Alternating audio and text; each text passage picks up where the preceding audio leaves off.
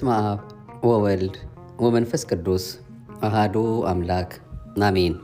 ቅድስት ኦርቶዶክሳዊት ተዋሕዶ ቤተ ክርስቲያናችን እንድንጾማቸው ከነገረችን ካስተማረችን ሰባቱ የአዋጅ አጽዋማት አንዱ የሆነውን ጾመ ነቢያት በተለምዶ የገና ጾም የምንለውን በየዓመቱ ቀኑን ሳይለቅ ህዳር 15 ቀን እንደሚገባ የታወቀ ነው። ይህንኑ በተመለከተ ጾሙ ለምን እንደሚጾም የጾሙም የተለያዩ ስያሜዎች ምን ምን እንደሆኑ በውስጡ ልናገኛቸው የሚያስፈልጉ ትምህርቶችስ ምን ምን ናቸው የሚለውን ከብዙ በጥቂቱ ከሙሉ በከፊሉ ለዛሬ የምንመለከተው ርዕሰ ጉዳያችን ይሆናል። በኢትዮጵያ ኦርቶዶክስ ተዋሕዶ ቤተክርስቲያናችን እምነት ስርዓትና ትውፊት ወደ እያንዳንዳችን ልቦና አምላካችን በቸርነቱ አድርሶልን ለፍሬ ለበረከት ለህይወት ለመለወጥ ለጽናት ለመጽናናት አድርግልን ብለን ደጅ እየጠና ነው በምንከታተለው መንፈሳዊ የዩቱብ አገልግሎታችን እድሜውን አበድሮ ሁላችንም በህይወት በጤና ጠብቆ እኛ ከማናቀው እርሱ ከሚያቀው ሰይጣን ከሸመቀው ከተለያየ ፈተና ጠብቆ አምላካችን ይህችን ቀን ዳግም እንድናያት በቸርነቱ ስለፈቀደልን ክብርና ምስጋና ለሱ ለገናና ስሙ ይሁን። የሁላችን እናት የሁላችንም እመቤት አዛኝት እናቱም ቃል ኪዳኗ ከክፉ ጠብቆናልና ሰውሮናልና በበረከትም አኖሮናልና ስሟ የከበረ የተመሰገነ ይሁን። የቅዱሳን አምላክ አምላከ ነቢያት አምላከ ጻድቃን አምላከ ሰማዕታት ለዛሬም እንግዲህ ይህንን ጾም በተመለከተ ልንሰማው የሚያስፈልገንን እንዲህ ይነግረናል። አምላካችን በቸርነቱ ሚስጥሩን ለሁላችን የሚግለጽልን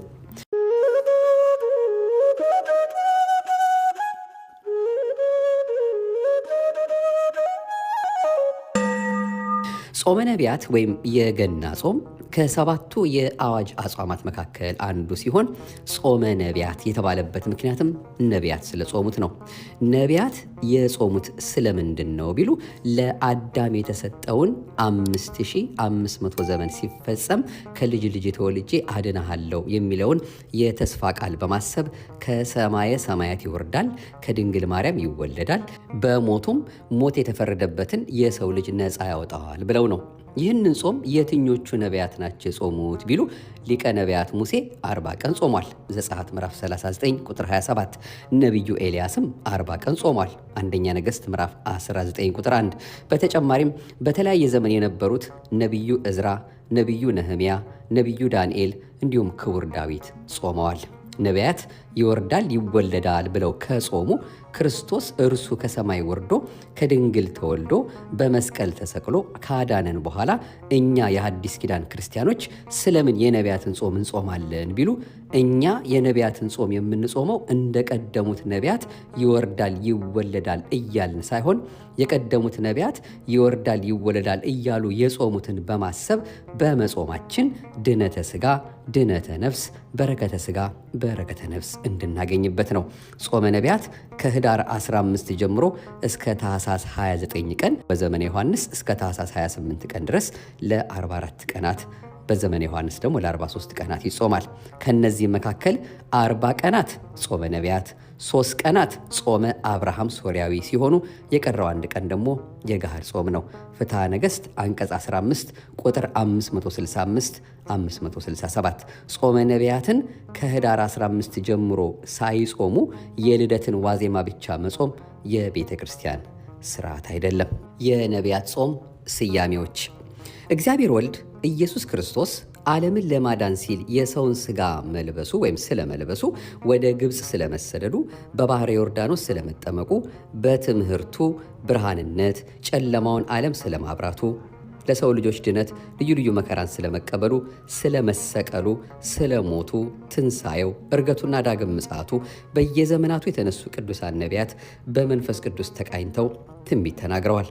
ትንቢቱ ደርሶ ተፈጽሞ ለመመልከትም አንስ ኃይለከ ፈኑ እዴከ ኃይልህን አንሳ ክንድህንም ላክ እያሉ በጾም በጸሎት ተወስነው አምላክ ሰው የሚሆንበትን ጊዜ በቀናት በሳምንታት በወራትና በዓመታት እያሰሉ ሲጠባበቁ ቆይተዋል። የእግዚአብሔርን ሰው መሆን ሲጠባበቁ የነበሩት ወይም የኖሩት የነቢያት ትንቢትና ጸሎት በጌታችን መወለድ ፍጻሜ ያገኘበት ወቅት በመሆኑ ጾመ ነቢያት እየተባለ ይጠራል። ለአዳም አንዱ መጠሪያው እንግዲህ ጾመ ነቢያት የተባለበት ይሄ ነው ማለት ነው። እንግዲህ ነቢያት የተናገሩት ትንቢት ስለተፈጸመበት የተሰጠ ስያሜ ነው። ነቢያት ለአዳም ስለተሰጠው የተስፋ ቃል ጌታችን እንደሚወለድ፣ እንደሚጠመቅ፣ በሞቱና በትንሣኤውም ዓለምን እንደሚያድን ትንቢት ከመናገራቸው በተጨማሪ ትንቢቱ በእነሱ ዘመን እንዲፈጸም እግዚአብሔርን በጾምና በጸሎት ጠይቀው ነበርና ስለዚህም እነ ኢሳይያስ ጾሙን እንዴት መጾም እንደሚገባንም ተናግረውም ያለፉበት ስለሆነም ነው። እንግዲህ ኢሳይያስ 58 ቁጥር 1 ላይ እኔ የመረጥኩት ጾም ይሄ ነውን እያለ ትንቢቱ የሚናገረውን ልብ ብለን ማስተዋል ነው።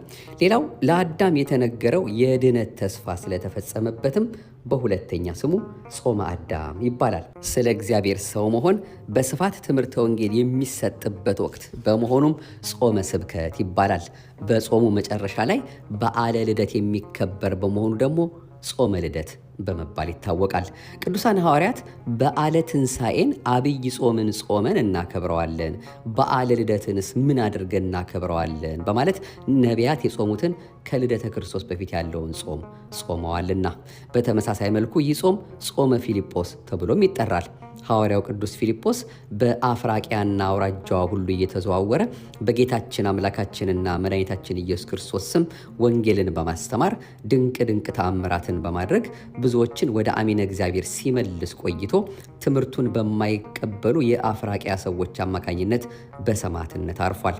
ደቀ መዛሙርቱ ሥጋውን ሊቀብሩ ሲሉም ስለተሰወረባቸው የሐዋርያውን ሥጋ ይመልስላቸው ዘንድ ሱባኤ ይዘው በጾም በጸሎት ተወስነው በለመኑት ጊዜ እግዚአብሔር ልመናቸውን ተቀብሎ በሦስተኛው ቀን መልሶላቸው ሥጋውን በክብር አሳርፈውታል። ደቀ መዛሙርቱ የሐዋርያውን ሥጋ ካገኙ በኋላ እስከ ጌታችን ልደት ድረስ ጾመዋል። ስለዚህም ጾመ ነቢያት፣ ጾመ ፊልጶስ እየተባለ ይጠራል። ከዚህ ሁሉ ጋር ክርስቶስን በግብረ መንፈስ ቅዱስ እንደምትጸንሰው እመቤታችን ንጽሕት ቅድስት ድንግል ማርያምን መልአኩ ቅዱስ ገብርኤል ካበሰራት በኋላ እመቤታችን ሰማይና ምድር የማይወስኑትን አምላክ ጸንሼ ምን ሰርቼ ወልደዋለሁ በማለት ጌታችንን ከመውለዱ አስቀድማ ጾመዋለችና ይህ ጾምም ጾመ ማርያም በመባልም ይታወቃል። በዘመነ አስተምህሮ የሚገኙ ሰንበታት በቅዱስ ያሬድ የዜማ መጽሐፍት እንደተቀመጠው በዘመነ አስተምህሮ ውስጥ የሚገኙ ሰንበታት አስተምህሮ ኢተዘኪሮ፣ ቅድስት ሎቱ ስባት፣ ምኩራብ አምላክ ፍጹም በህላዌሁ፣ መጻጉዕ ይቤሎ እስራኤል እና ደብረ ዘይት ሰርዓ ሰንበተ ለሰብእ ዕረፍተ ተብለው ይጠራሉ። ሳምንታቱን በዚህ መልክ የከፋፈለው ሊቁ ቅዱስ ያሬድ ነው። ከመጀመሪያው ሳምንት ካስተምሮ በቀር የአራቱ እሁዶች ስያሜ ከአብይ ጾም ሰንበታት ጋር አንድ አይነት ነው።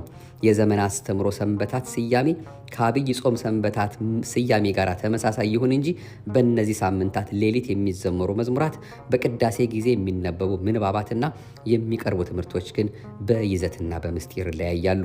ትምህርቶቹ በምስጢር ይለያያሉ ስንልም በዚህ ወቅት የሚነገረው ምስጢርና ይዘት በወቅቱ ላይ የሚያተኩር መሆኑን ለመግለጽ ነው እንጂ በየትኛውም ጊዜ በቤተክርስቲያናችን የሚቀርበው ትምህርት የእግዚአብሔር ቃል ብቻ ነው። እንግዲህ አሁን እንደሰማነው መጻጉዕ፣ ቅድስት፣ ምኩራብ፣ ደብረ ዘይት የሚባሉትን በአብይ ጾም እንሰማቸዋለን።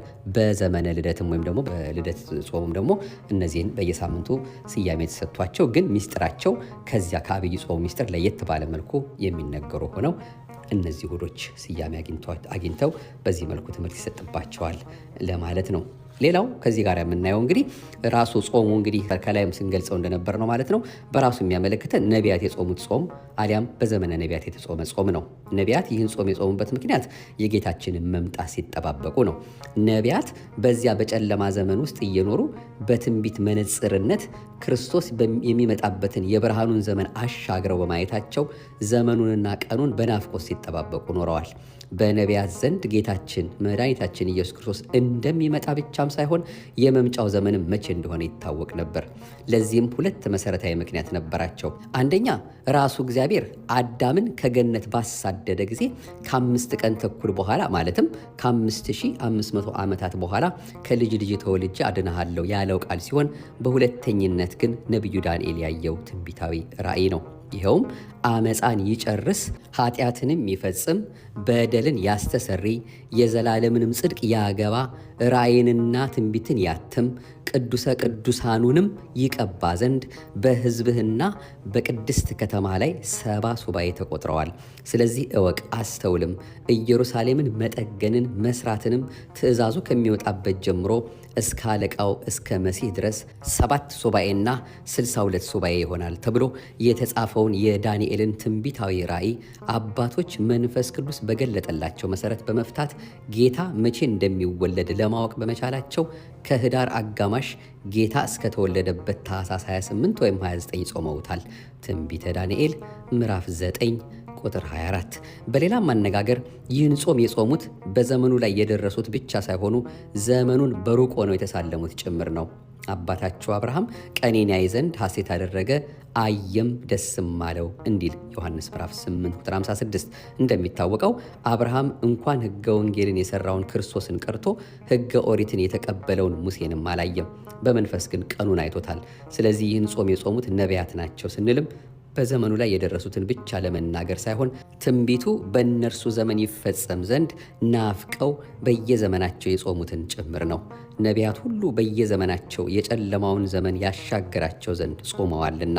ለዚህ እኮ ነው ክርስቶስ ወይም ከክርስቶስ መወለድ 700 ዓመታት በፊት የነበረው ነቢዩ ኢሳይያስ እንዴት መጾም እንደሚገባን እየጻፈልን ትንቢተ ኢሳይያስ ምዕራፍ 58። እንግዲህ ቅድም እንዳልነው ከቁጥር 1 ጀምሮ ሙሉን ታሪክ ማንበብ ነው።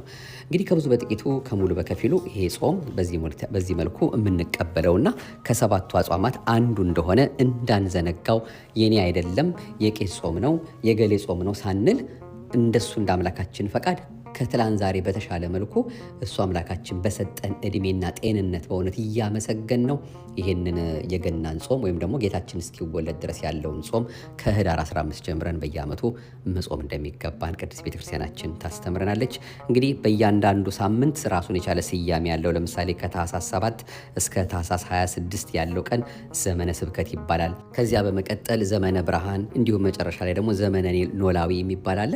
እነዚህን ደግሞ እንግዲህ አስተምሮ የሚለውን ራሱን የቻለ ላርስ ይዘን ስለምንመለስበት ያኔ በስፋት የምንመለከተው ይሆናል። አሁን ግን እንደው ለጾማችን መግቢያ እንዲሆነን ጾሙ አንድም የተለያዩ ስያሜዎች እንዳሉት፣ በሌላ መልኩም ደግሞ ይሄ የነቢያት ጾም ለምን እንደሚጾም ማን እንደጾመው ማወቅ ስለሚገባን አንድ ሁለት ነገሮችን እንደው ለማለት ወደን ነው ለዛሬ የነቢያት ጾምን ስንቀበል የምናደርገውን ነገር ከምን አንጻር እንደምናደርገው እየተረዳን እያወቅን እየተጠነቀቅን ለሚጠይቁን መልስ ለመስጠት የተዘጋጀን እንሆን ዘንድ በዚህ መልኩ እንግዲህ መጽሐፍት የሚነግሩንን እኛም እንደ አምላካችን ፈቃድ ለመውሰድ ለማንበብ ወይም ደግሞ በልባችን እንዲጽፍልን ደጅ እየጠናን ለመከታተል የሞከር ነው።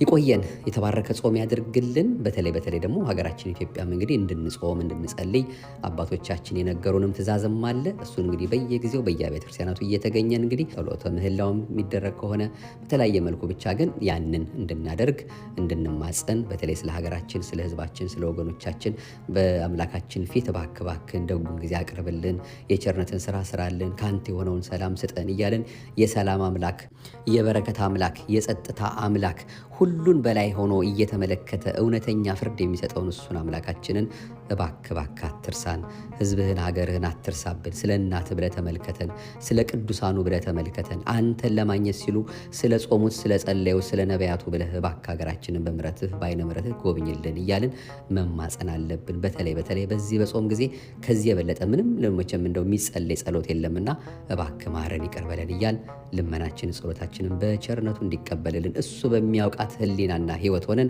ለአምላካችን ልባችን አፍሰን መማጸን ይገባናልና በዚህ እንድንተጋ እሱ ልቦናውን ማስተዋሉን ጥበቡን እንዲያድለን መንገዱ እንዲያሳየን መድኃኔዓለም ኢየሱስ ክርስቶስ ፈቃዱ ይሁንልን። ይቆየን፣ የተባረከ ጾም ያደርግልን። በቸር በጤና ጠብቆ ወደዚያች ድንቅ ለሆነች በሰው አእምሮ ማንም ተመራምሮ ሊደርስባት ለማይቻለው እሱ አምላካችን እኛም ፍለጋ ለመጣባት ለድንቅ ልደቱ ለብርሃነ ልደቱ በሰላም እንዲያደርሰን የእሱ የመድኃኔዓለም የድንግል ማርያም አንድያ ልጇ የተቀደሰ ፈቃዱ ይሁንልን። የሁላችንን መጨረሻ ርርተ ሕሊና ርርተ ልቦና አንዳችም ነውር የሌለባት ፊት የማያስመልስ አንገት የማያስቀልሰው ጸሎቷ ልመናዋ እኛን የሚጠብቀን የቃል ኪዳን እመቤት እመብርሃን አሁንም እንድታሳምርልን ፈቃዷ ይሁንልን። መድኃኔዓለም ከሁላችን ጋር ይሁን። ለሚያደምጡ ሁሉ ማዳረሳችሁን እንዳትረሱብን። እናንተ ምናልባት የምትሰሙ ሰብስክራይብ ካላረጋችሁ አድርጋችሁ ላይክ፣ ሼር እያደረጋችሁ እንድትከታተሉ ከወዲሁ እንደው በድጋሚ መልእክቱ እንደው ለማሳለፍ ለመጠቆም ያህል እንወዳለን። ሁሉ ነገር በእጃችሁ ነውና ምርጫው የእናንተ ነው። እንደ እግዚአብሔር ፈቃድ እንግዲህ ሰምታችሁ የምትጠቀሙ ከሆነ ሌሎችም እንዲጠቀሙ እናንተም ደግሞ በየጊዜው የሚወጣው መርሃ ግብር እናንተ ጋር እንዲደርስ ያንን ከማድረግ ወደኋላ እንዳትሉ ከወዲሁ ማስታወሻውን ለእናንተ እናደርሳለን።